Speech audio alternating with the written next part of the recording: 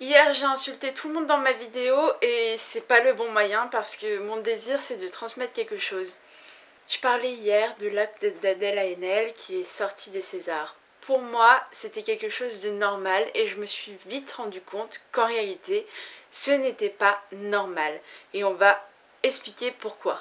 S'il n'y a que 10 ou 15 personnes qui ont quitté la salle des Césars, c'est par conformisme. On va expliquer ce mot parce qu'il est très important pour nous et pour le système dans lequel on vit et dans lequel on veut vivre. Le conformisme, c'est le fait d'adhérer et de se soumettre à certains systèmes, à certaines règles, même les plus abjectes ou même les plus aberrantes, les plus absurdes. Le conformisme, c'est quand tu es dans un groupe et quand tu vas suivre le groupe parce que tout le monde fait la même chose. Soit ça te sert à te rassurer, beaucoup l'ont fait, enfin tout le monde le fait, moi-même la première je le fais, enfin maintenant je le fais plus du coup. Mais se sentir différent, c'est se sentir en dehors de la norme.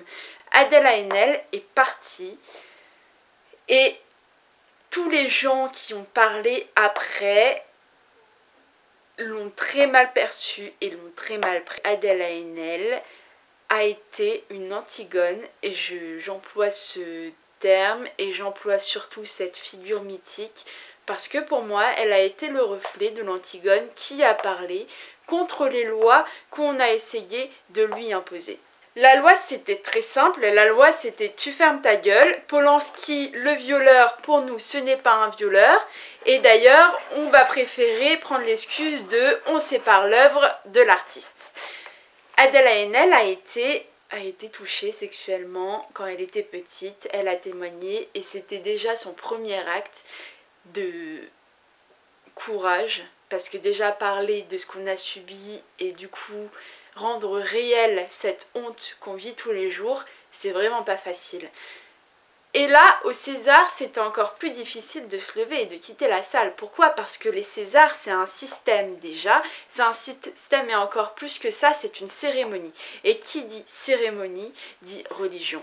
Et quand bien même on serait athée, il y a toujours des lois supérieures à la loi pragmatique qui règlent un groupe ou une communauté. Le monde du cinéma français, ou le monde du cinéma en général, aime à s'identifier comme groupe d'artistes et pour ça, il lui faut des rites et des rituels. C'est pour ça que chaque année, on récompense des films.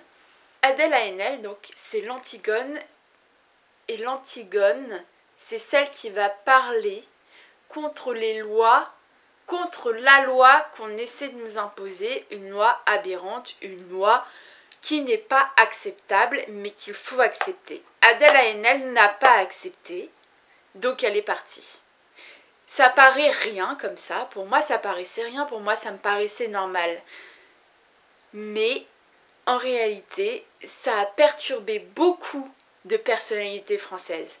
Et c'est pour ça que je la félicite, parce que c'est un acte de désobéissance qui en a inspiré plus d'une.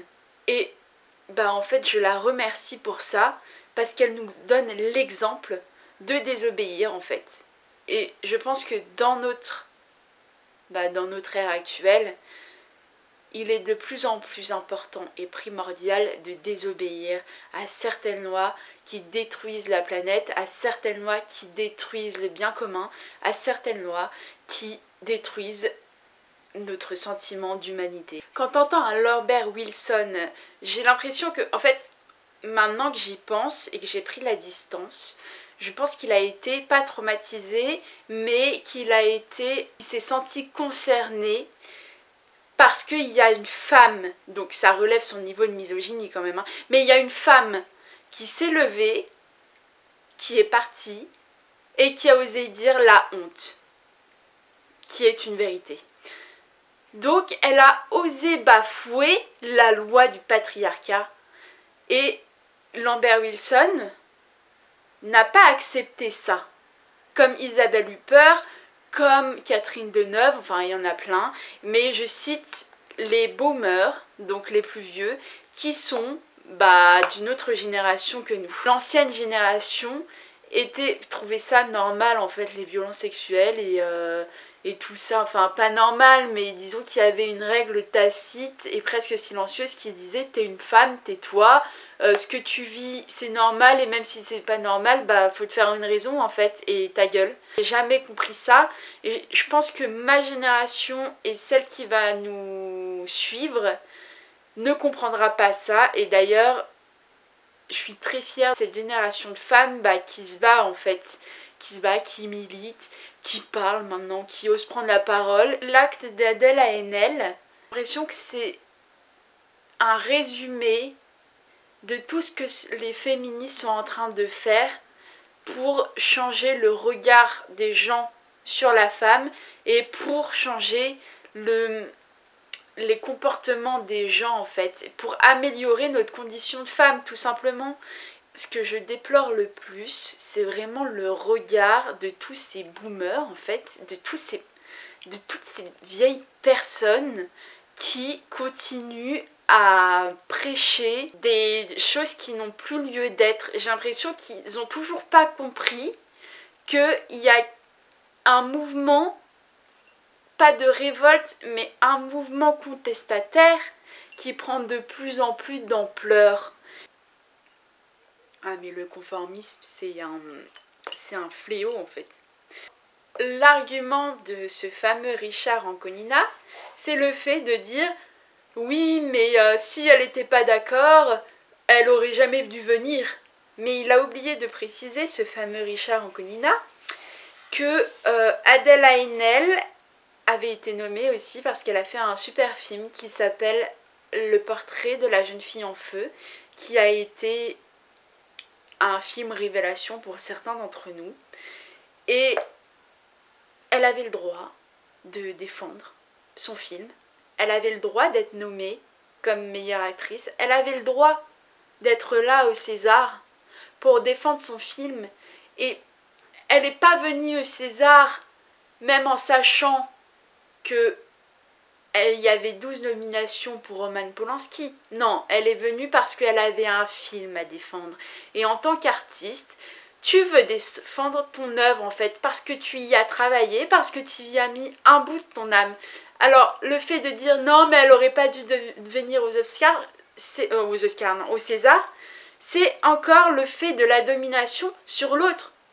Pourquoi elle s'obligerait à ne pas aller au César par protestation parce qu'un pédophile a été nommé 12 fois? Le fait de partir et de dire la honte, c'est déjà extrêmement courageux. Elle avait le droit de défendre son œuvre au César. Elle avait totalement le droit. Florence Foresti, on lui reproche son salaire. Mais elle a travaillé pour les Césars, elle a préparé les Césars, je ne sais pas combien de temps ça lui a pris, je ne veux même pas juger la somme, elle a été payée, c'est justifié. Je pense le cœur du problème de cette polémique de Polanski, qui date depuis 2009, depuis qu'il est en France en fait. Et là encore plus parce que heureusement, on ose maintenant parler. C'est ça qui vous dérange, le fait qu'on parle et qu'on dise les choses. Et le fait aussi qu'on s'accapare des réseaux sociaux, donc qu'il y ait des personnes qui sont suivies par des milliers qui sont féministes et qui osent dire que Polanski est un pourri et qu'on défend le viol. Et oui, tous ceux qui ont tourné avec Polanski, tous ceux qui ont protégé Polanski, pour moi, ce sont des pro-viols et des pro-pédophiles. Pourquoi les gens, et surtout les hommes, se sentent-ils offusqués du départ d'Adèle Haenel au César? J'ai pas trouvé ça normal quand j'y ai repensé. Le fait qu'elle soit partie, c'est parce que, je sais pas, déjà moi au théâtre, même si ça me plaît pas, je vais pas partir dans un énorme amphi avec plein de gens et le truc me saoule et tout. Je ne vais pas partir, je vais rester jusqu'à la fin, même si je ne suis pas intéressée, même si je dors. Je ne partirai pas. Enfin, maintenant si, j'aurai le courage de le faire, mais Avant, j'avais pas le courage de faire par conformisme, par règle, par loi, par respect, par convention. Donc imaginez, rien que le fait de partir en fait, et le fait qu'en plus les caméras, elle l'a filmé, et qu'elle savait qu'il allait y avoir des conséquences. C'est extrêmement téméraire et c'est extrêmement courageux. Encore une fois, je la félicite. Heureusement qu'Adèle Haenel était là. Heureusement qu'elle a pris ce courage et heureusement qu'elle a montré à la face du monde et des misogynes et des dominants, bah je m'en fous de votre gueule en fait. C'est ça qu'elle a voulu dire, comme eux nous l'ont dit en fait. On s'en fout de vous les femmes et de votre parole. C'est la fin de cette vidéo, mais il y en a 2 autres qui vont suivre.